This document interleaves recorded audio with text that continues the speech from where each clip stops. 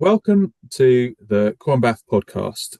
This podcast session is about making the case for better mental health support for children in care. My name is James Berry. I'm head of policy research and development at Cornbath, and I'm really delighted to be joined today by Rachel, Shaunna, and Pasco. And I'm going to go around to our contributors and ask if they can introduce themselves. So I'll start with Rachel. Hi, I'm Rachel Hiller. I'm Professor of Child and Adolescent Mental Health at UCL, and I'm the co-director of the UK Trauma Council.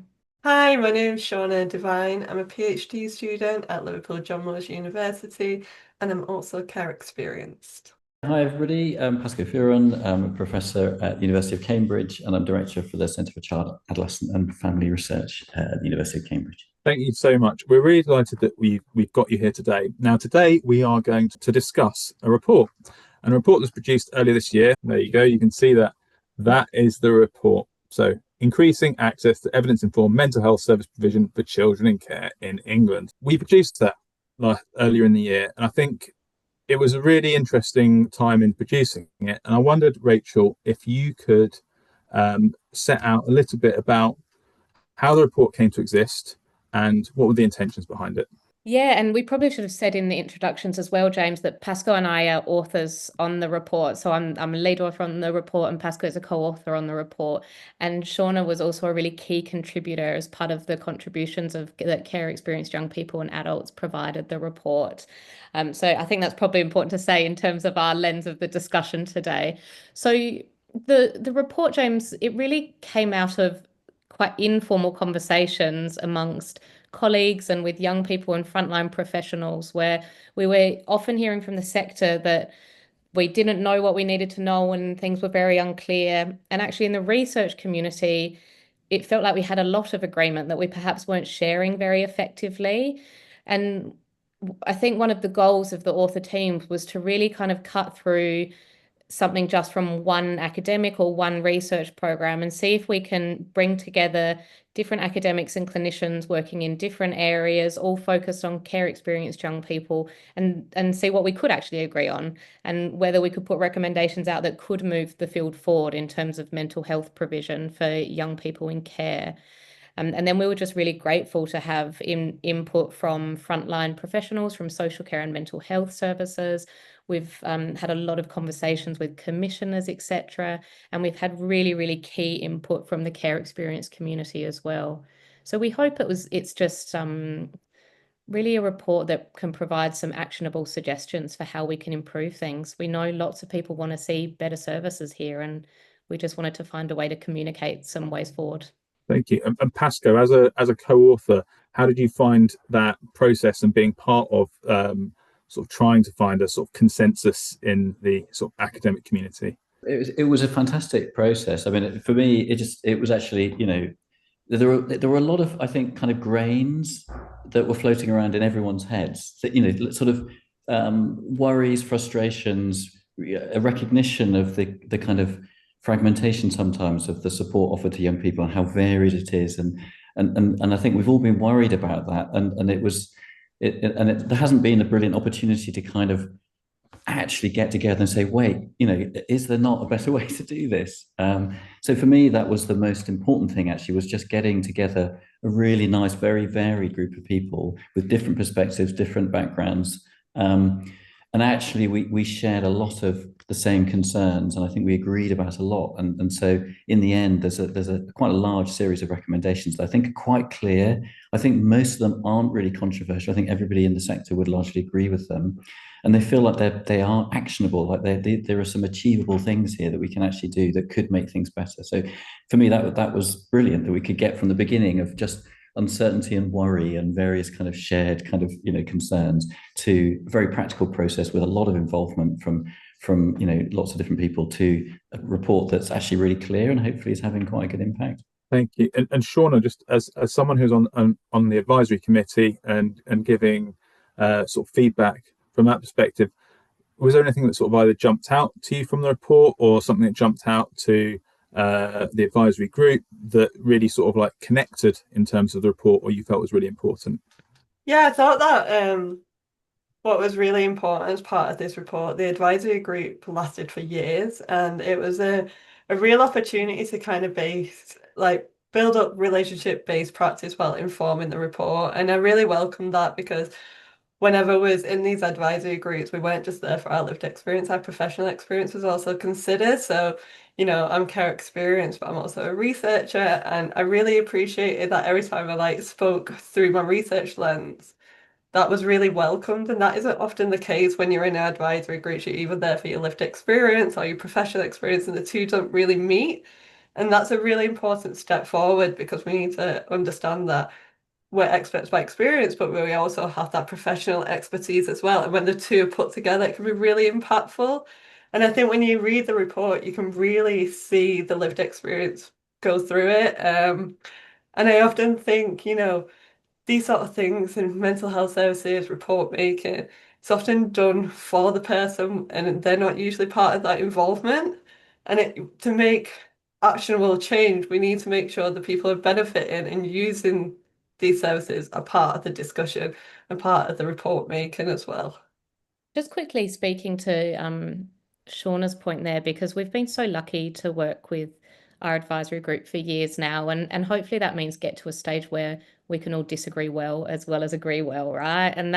And we also on the report worked with the Care Leavers Association, so that was a group I hadn't worked with that we had some input from, and it was just such an invaluable process. It really challenged us and it really shaped the recommendations in a very concrete way.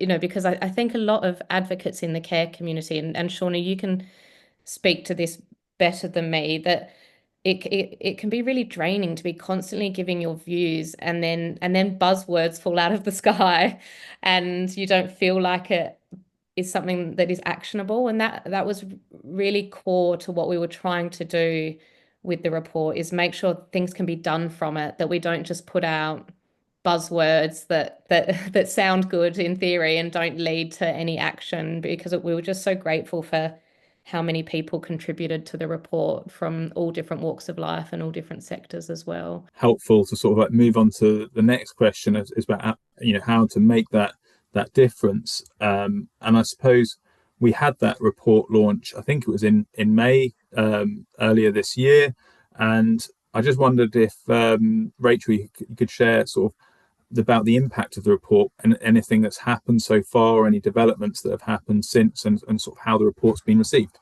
The response, we were really pleased with the response. I think it's important to say up front, like I was just saying with our work with Shaunna and our other advisors, I don't look at that it's important to think about how the report lands, but it's also okay for people to disagree. I don't see that as a failure of the report, but actually, as Pasco was saying, I would say most of the recommendations we make are really not controversial and speak to kind of a mental health 101 in terms of processes. And core to that also is that a lot of the recommendations build on examples of current best practice that we have in England and the UK more widely. So it's not just a bunch of academics sitting in a tower coming up with things. It's really bringing in the clinical input, frontline service input, and thinking about from all of our work, because we've worked with services, all local authorities and mental health services and the third sector all over the UK and internationally for some of the authors as well. So it's really about pulling out those nuggets of what we know can work, even within the current climate, which we know can be tough. There are things we can do, and that's landed really well. I've had lots of local authorities email me actually almost every week saying they use the 20 in the front of the report. There's a table with all 20 recommendations, and they sit down as a leadership team and look through it almost like a checklist to think, what can we do now? What's our medium-term goals? What's our long-term goals? And that just makes me so happy. I really want it to be something that people can work through. They might not be able to do all 20 at once, right? We know the challenges out there, but we hope that many of them are things that actually can be quite easily implemented into the current services. So it's been really positive. Also, some great conversations with the Department for Education and Department of Health and Social Care. That feels maybe more hopeful from my perspective than it has in recent years. I don't know, Pasco, from your side, if you've got other views. The thing that I've been thinking about a lot is how we're talking about some of the most in need, vulnerable young people in the country, and we can find ourselves in a situation where the quality and the degree of service they receive is lower than the rest of the population, which makes absolutely no sense. And I think nobody in the system feels that makes sense either. It's not like anyone is deliberately creating a situation like this. It's systems and their sort of lack of integration. And so I think there's lots of appetite around the whole country to find solutions to this problem. And the report just kind of creates a bit of a framework that helps everybody sort of push in the same direction. Because I don't think anyone would disagree that it's crazy that we're sometimes in this situation. We've got models of really good practice that we know are working well. Let's all get behind it. And it's brilliant to hear, actually, Rachel, that you're getting local authorities really getting behind it. So, it really feels like, great, it's actually happening. And I think it's interesting as well that you've managed to sort of, well, with the report, there's been managed to get through a sort of a salience both in practice, in the sort of research and policy community, and also, even in Westminster, where there's the Education Select Committee has published a report, and two of the key recommendations from the report are also in the recent Education Select Committee inquiry into children's social care. So the fact that sort of having a sort of consensus statement and some those core recommendations are sort of working across sort of multiple audiences, I think is impressive, really, I suppose. We've also, just within this, had a lot of positive feedback in the sector, which we've talked about. But I also, in having conversations, there has been some challenge, I think, as well. And I think, the intention of the report was to invite a conversation. And so some of the sort of findings or the recommendations we've certainly had conversations about in terms of how does this apply to sort of children who, due to either their age and stage of development, wouldn't necessarily be able to access the sort of nice recommended therapies, or if they've experienced, such, challenges that they wouldn't necessarily be able to, access talking therapy, or just concerns around using perhaps an overly diagnostic approach and putting children in sort of boxes or brackets. And I just wondered if any of you would like to sort of explore some of the challenges that have come out from the report. I mean, people might not want to email me to tell me they hate the report, so I might get a biased view, but probably really the in the event that we held in Westminster back in May, and then since then, and we've done a few pieces for the trade press as well, which has been really valuable in terms of getting some more feedback. This issue of what we mean when we speak to pseudoscience in the report has maybe brought up some concern in the sector, and I just wonder in some ways if it's not intended in that way at all. As Pasco said, everyone in this sector is working so hard to meet the needs of young people. And I hope it doesn't come across that we're trying to challenge that in an unhelpful way. We're really trying to open up a kind of conversation about these things. But I wonder if we just start at the assessment level and the diagnostic labeling. And Shaunna, I might come to you about this as well. One thing that I often hear is this, we don't do mental health diagnoses because we're doing a holistic assessment. We care about the whole child. And I really struggle with that, to be honest, James, because I don't remember in my clinical training those being different things.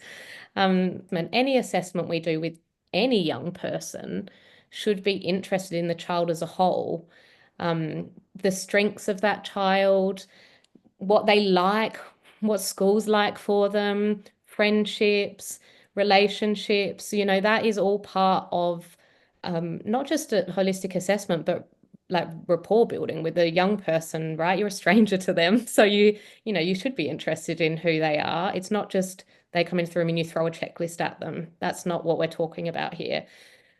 But I do think it's problematic to extend that to saying that's why we don't use standardized mental health screening tools, because we know from research that young people can face what we might call diagnostic overshadowing, where they don't have their mental health needs met or identified because they're in care. And to Pasco's point earlier, that seems really crazy when we've got a group where we know there is so much need. So I'd really encourage people not to think about it as an and or. But Shaunna, I don't know if you wanted to speak to that issue as well. Yeah, definitely. So I think when you're in care, there's lots of factors in life that can impact your mental health, and that's often not considered or even looked at when you go through mental health assessments. So I think in order to really treat mental health, we need to be start looking at, like Rachel says, so like what's going on in school, what's going on in family life, what's going on with my physical health as well as my mental health. All of these factors influence mental health, and we know that from research, and we've known that for a very long time. Yet we don't seem to treat mental health holistically. And if we don't do that, then the child isn't getting the right treatment. And I I think people are scared of diagnosing a lot of the time because of sort of the deterministic outcome that can come with that. So what I mean by that is, I guess if someone gets a diagnosis of depression from a very young age, I think some people are really fearful that that child is going to be labeled as depressed for the rest of their lives. But diagnoses aren't for that. These evidence-based screening tools are to look at what behaviors are going on, what struggles are going on, and how to place evidence-based practice to treat that. I think there's a huge factor that kind of needs to be questioned in the mental health services, that if you have a diagnosis that can improve, like your mental health can improve, you're not going to be depressed for the rest of your life. Of course, there's some conditions that are a bit more rigid than that. But I do think, yeah, we need to start questioning why we're labeling children and what is the benefit from that. And with everything, it should be evidence-based, it should be standardized, so therefore we can quality control it. I think there's a real danger in peddling out screening tools that haven't been checked. It might cause more damage to the child than good. So yeah, we should really be relying on that evidence-based practice when doing this. And actually, in the report, we provide a table of example screening tools. I've just remembered that, Shaunna, from you saying that we provide a table in the end of the report, because there are great mental health symptom checklists out there to support assessments that are standardized, that have been used with literally thousands, maybe millions of young people, including young people in care. So it also should be a positive news story that services don't need to be reinventing things, and that many of these tools are freely available as well and really well standardized. And they do need to be used carefully. We're not implying that we should be throwing mental health assessments out left, right, and center. But if a child in care is trying to seek mental health support, chances are very high they know they're struggling with their mental health. So it's okay to meet them with that. I think anybody who has struggled with their mental health is seeking answers. And I think sometimes diagnoses can be really helpful for that. So like if you can go to a GP and someone tells you what is going on, it can almost give you that sense of autonomy a little bit back, and it's helpful to like gain treatments in that way, where like if you're not sure why you're behaving in a certain way, why you're feeling in a certain way, and no one's providing the answers, it can actually make symptoms get worse a lot of the times. And I think anybody who has struggled with their mental health can kind of relate to that. I do think it's about the fear comes from that rigidity around diagnoses and how people may not consider that that diagnosis isn't there forever and it can improve. Pasco, you're going to come in. Yeah, I mean, Shaunna, you just speak to this so well. I don't actually have anything to add really. As that to me, that's so fundamental. And in a sense, I mean, what I was thinking about, and this, this isn't really the sort of sciencey person speaking, but to me, this is also basically about the rights of young people in care to not be defined entirely by their traumatic history. And that's so important. So when you're assessing, when we talk about a holistic assessment, we all completely agree that that's really important. And the worry we have is that sometimes it's not holistic because it's not open-ended, agnostic, and listening to what the young person is telling you about their experiences and what's affecting them now.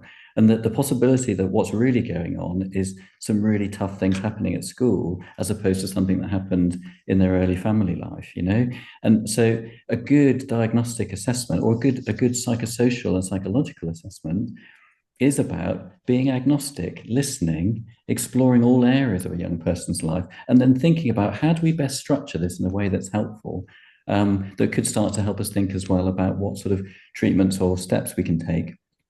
And diagnoses can be a really important way of structuring our thinking about that. And it doesn't have to, as Shaunna was saying, imply that this is a label that they're sort of stuck with. No, it's just a way of organizing our thinking about some of the things that are going on. And it can be actually quite liberating, like Shaunna was saying. Like, it makes sense of something of your experience. Like, yeah, this is what I'm feeling. It's depression. I'm really feeling, do you know what I mean? And, that right to have a good characterization of what's happening to you that, acknowledges the past, but doesn't make that the only kind of explanatory framework is really important. And I don't want to kind of caricature most practice, because actually that is what most people, I think, are trying to do. But I think we can all be prone occasionally to sliding into that kind of way of thinking. And that's, I think, what we're trying to do is encourage people to step back, to listen, to be agnostic, and to have kind of well-structured, evidence-based approaches to the way in which we assess and support young people. Even the strengths part, I've been really challenged recently because we're just starting a project testing comprehensive mental health assessments in social care. And Shaunna, you know about this. It's just starting. And so we're doing a lot of work with care experienced young people and children in care about what that should look like. And there's been a big push from the sector and funders that things need to have lots of strengths and positives in them. And actually, some of the feedback from young people is stop forcing us to tell you what's positive when I feel awful. Like I was like, oh, it really, and of course, any good assessment would have strengths in it. So I'm not implying we shouldn't do that.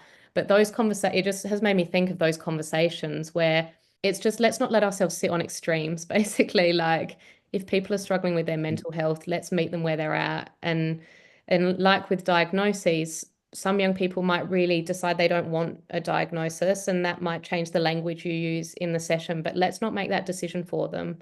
Let's go into it using best practice and shaping best practice. It just reminded me of that example with where I was like, oh no, we are becoming very obsessed with everything being positive all the time. And actually, that's really hard if you're struggling a lot with your mental health. I don't know if this is off piece, but I think I'm sure psychoanalysts would have a really good way of formulating a lot of this stuff, because I think as professionals, we are prone to struggling with our own feelings about the work we're doing, and that does cloud how we work and how the relationships we form in our professional practice. And sometimes these things are as much about our own feelings as they are about the actual experiences and needs of young people. So it's hard for us as professionals to hold all of that, distress. And so I can see how it's tempting to move towards thinking about all of the strengths, and up to a point that's fine. But if it clouds our ability to actually sit with the distress that a young person has because they need you to be there to listen to it, that's a problem. And it's that kind of systemic, overshadowing, sometimes paternalistic approach, actually, which is about kind of saying what we think you need as opposed to listening and you telling us what you need. We just have to be really mindful of that tendency in the system to do that, and try to kind of create systems and supports for professionals so that we do that less and we listen to and kind of attend to the needs of young people more. I think the report tries to come up with ideas that can help that. So that the idea that we've been listening to just around sort of trying to move away from sort of developing a single story around a young person and then going down that, and so that ends up with them potentially not getting the right support or intervention that they need, and then actually sort of professionals feeling overwhelmed by circumstances and again those stories. And actually one of those recommendations is to have co-located mental health service between children's social care and CAMHS, and so actually you've got that shared sort of discipline, and so you've got different professions or different professionals sort of working with children who understand the different systems and are able to use their collective wisdom to actually navigate that for the children. And I think that can, so some of the recommendations are actively trying to get away from that single story and reach the children who need it most. And then that kind of relates to another, sorry, just to jump in, another really crucial issue, which is about, the tendency within the system for responsibility to be a little bit diffused. And having a co-located service where there can be no doubt that there's one place where the responsibility for ensuring that good treatment is offered to young people who need it happens and doesn't kind of get lost in a bunch of different services thinking that the other one should be picking this up. And I wonder, James, within that, if we should talk to another thing you raised, which we have had feedback about, is this issue of pseudoscience, which that just means unevidenced practice. And I think part of the critique of that, or the part of the worry of that, is that we're trying to like stifle innovation or something in the system, which is absolutely not true. I think we'd all acknowledge that we need more research, we need more practice innovation, but we want that being built from a baseline of core evidence-based practice, core key ingredients to treatments, etc. And I just wonder if it's worth us speaking to that for a little bit, just because it is something that has come up. And in my mind, actually, one of the issues I see in the sector is that non-evidence practice is actually actively prioritized over best evidenced mental health interventions.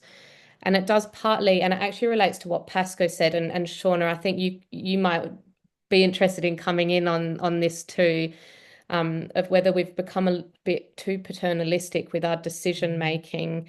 So this, young people being quote unquote ready for treatment. Actually, if you're using trauma-focused treatments, for example, building up that readiness as part of your treatment plan, like it's actually the professional's job to help a young person get ready. Young people don't have to arrive absolutely ready. So I think that I would like to just slightly gently challenge some of these. Readiness, what if they're not at the right age? There's no age where you shouldn't be able to be offered evidence-based treatment. You might decline it, but there's no age where you shouldn't be offered it.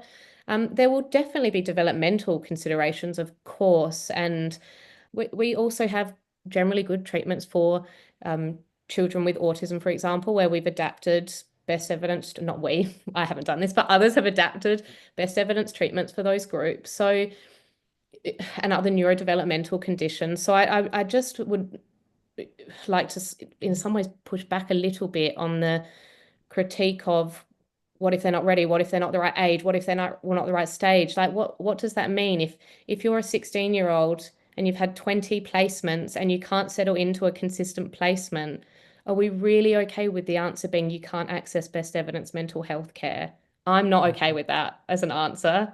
And I don't think most of the sector is okay with that. So Pasco and Shaunna will say this more eloquently than me, but I don't think we should get hung up on the report being focused on not using pseudoscience when there's that word for some reason might upset a few people. It's really just about opening that conversation of reflecting, are we definitely using what is best practice? I just think it's really interesting because when you're a child in care, there's a massive adultification of you. So you're expected to be adult, you're expected to know your rights. And equally, then when things really matter, like your treatment and how you access mental health services, you almost get put in the childlike box again. And it's a really confusing space to be in.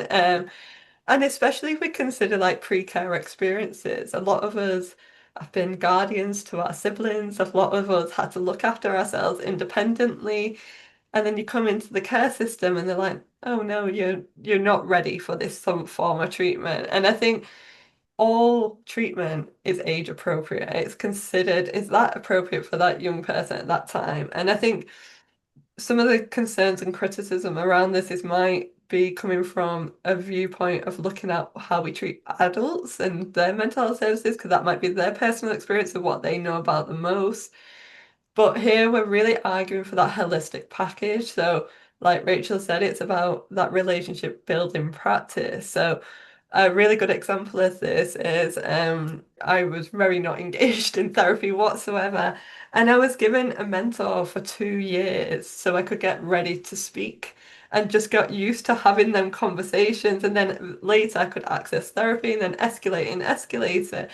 And I think that's what we're really talking about is like, how do we get people ready for treatment? One size doesn't fit all. And if someone's like peddling that out, then we should be questioning that because mental health treatment should be individualized for the person and what they need in the context at the time. And I think there's a really dangerous precedent to set that just because a child is in a stable placement or they don't have a stable caregiver, that they can't access the right support at the time. That's a real failure of the system. And it would just make these young people be put in more of a vulnerable situation where actually they're the ones that we should be targeting the most. Um, So I think we really need to consider like why services are using these quick fixes and what's that about. And often it's not bad intentions, it comes from good intentions trying to fix a problem quickly. But I think we'll rely on that a lot less when we start looking at these holistic care packages and really understanding the context that that child is in. And I think by doing that, the right treatment will fit the right child at the right time. But yeah, we definitely should not be denying it. And I think it causes a bit of a domino effect. I remember like when we was in care, a lot of us got, oh, it's a social care issue for your mental health. And then you was denied mental health services. And that causes a domino effect for the rest of your life. Like people do not engage in services when they become adults because they feel failed and they feel like, what's the point in bearing my soul to these services that aren't going to help me? And it also causes a domino effect to the people they're involved with in life, and the care experience or not, they have conversations. Well, these people didn't help me anywhere at the time it mattered the most, and we really need to start building trust and competency with the mental health services that are available, and step forward to do that is make sure that they're appropriate and right for the child at the right time, I think. Pasco, I wondered if you wanted to come in on, because I know at the event, I can't remember what it was now, but I remember you said something about which was yeah. really Yeah. The first thing I wanted to say is just like anyone listening to this, just every word that Shaunna just said is absolutely bang on exactly how we need to be thinking. I just can't stress that enough. So, yeah, I'm sure you will, because she speaks so compellingly, but I was a bit moved by that. And it also just is so eloquent and exactly articulates the issues. What did I say? I can't, well, so this issue about pseudoscience, it is, I guess we were being slightly provocative in that, and, apologies to people who found that annoying. I think what we're trying to do is start a conversation about why do we think about evidence when we're thinking about treatments and services, and it's actually, we've gotten to an odd situation where evidence-based treatment has become a kind of dirty word, and I don't know how we got to that place, because I've been a researcher my whole life as well as a clinician, and I still believe very firmly that research is the only way that we can come to a really good understanding of what works that's beyond just my own I reckon. And all of the kind of problems that Shaunna and Rachel have pointed to when we do that. Now, of course, we have to use our own clinical judgment sometimes, and that's really important. But I'm nervous about a situation where I routinely think that I know best, and that all of these carefully done studies aren't right. And I think at the very least, good practice requires us to stop and think and say, wait, have I thought this through? I'm thinking this way, but the majority of studies that have been done on this seem to suggest something different. Should I at least consider why I'm not going with the thing that really seems to work well across multiple studies? There's something about it, again, I kind of go back to this sort of idea of paternalism, and maybe that's not the right way to put it, but there's something about accepting that you don't always know. I just don't, most of the time, very comfortable with saying I don't know. It's really complicated. I'm really not sure what the best thing to do is right now. I've got very comfortable with that. And when I'm in that situation, that's when I need evidence. I need consistent information of things, having been tried and it consistently being shown to work. And we should be, the idea that we might step away from that really worries me, because then it just comes down to your own personal preferences or your little kind of local kind of bubble. And that's just not a way to deliver high quality care that young people can, trust and rely on. That doesn't mean we can't have exceptions. We need them. But the default should be, let's think about what the evidence suggests and not just what my own preferences are. And I think what we're doing is trying to suggest and encourage a little bit of a reset. That doesn't mean completely overturn practice. It just means let's not forget that the evidence is there for a good reason. It helps us when we don't know, and that's most of the time. And I think, and also as Shaunna said, this is, if we also want to empower young people to take decisions for themselves. Now, if we're going to do that, but their only option is to do what you tell them, what kind of power is that? Whereas we can say, these are the kind of treatments that have been tried. Here's the evidence. See what you think. And we can then empower them with that evidence. And so I think evidence-based mental health treatment has lots of really good things about it that we've slightly lost sight of. And I think that's a real shame. So we're just trying to kind of reorientate back to like, why is evidence good for young people and for mental health treatments? I really welcome that you say I don't know a lot at the time. I think so many people are desperate to hear that sometimes. I think once you reach sort of service for mental health, you're in such a desperate situation because of the overburden on the NHS systems at the moment and how little resources and stuff there is. So a lot of people are waiting a long time for treatment. So when they hit that initial assessment, I know a lot of people fed this back in the advisory group, is that they thought that one appointment was going to be the solution to everything. And then they get told, here's what you're doing.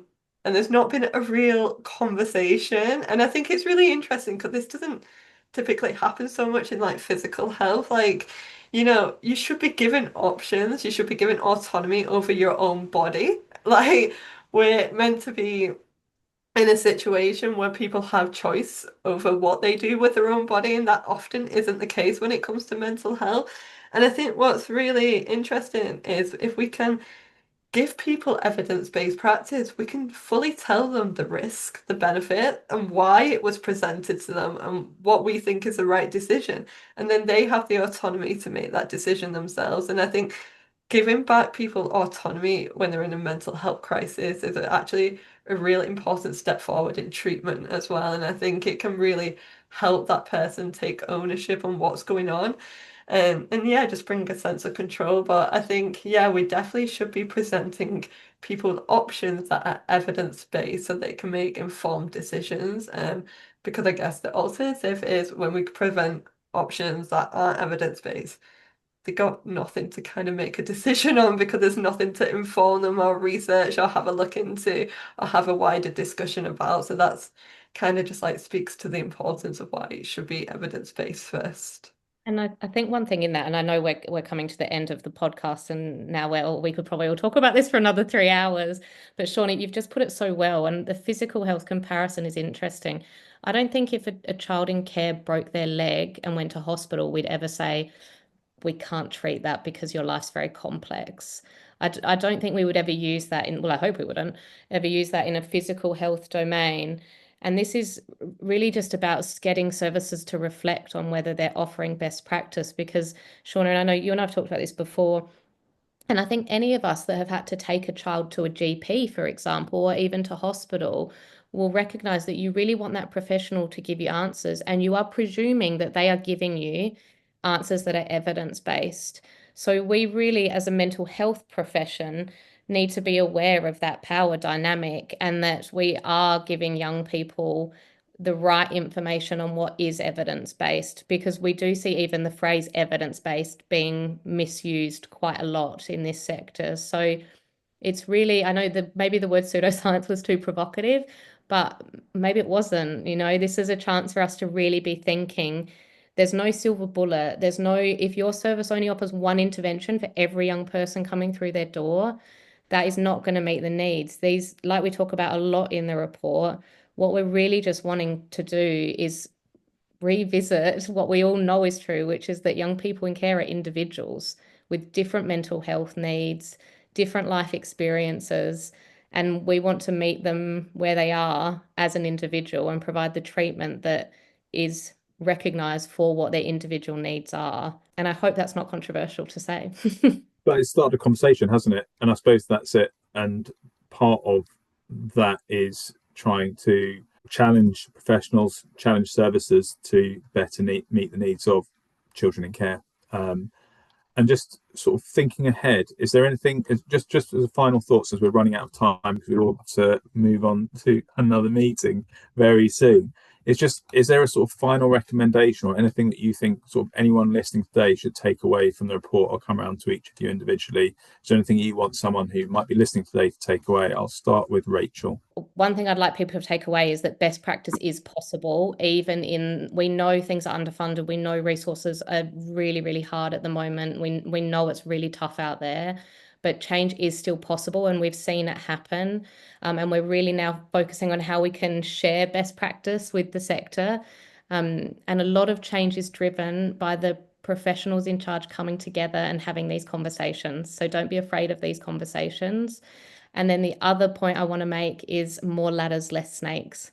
Let's stop looking for reasons that we can't provide mental health care and start looking for reasons that we can provide high quality evidence-based mental health care. Wonderful. I'll go to you, Pasco, next. Oh, that's just so hard. I basically say, please read the report and have a think about it and get involved in the conversation. As we said, this is just to stimulate conversation, and I think we can do a better job at making sure that our services are joined up properly. And as Rachel said, that we put up fewer barriers, and the default should be, yes, we're going to offer treatment if we possibly can. It should be the best treatment we're able to provide. People deserve it. And yeah, come and join us in that discussion. Brilliant. So more conversations. And Shaunna, just you've had so many sort of amazing contributions today, but just final thought from yourself. Yeah, I think to be brave and to be bold, I think this report helps us to instead like a bit of hope in the sector and what can be achieved and how. And I really welcome that. As much as we're advocating for holistic healthcare, this is a holistic report. It's involved everybody from every sector and those with lived experience voices. And you can't be doing treatments and evidence and research without the people directly who it involves as being a big part of the conversation.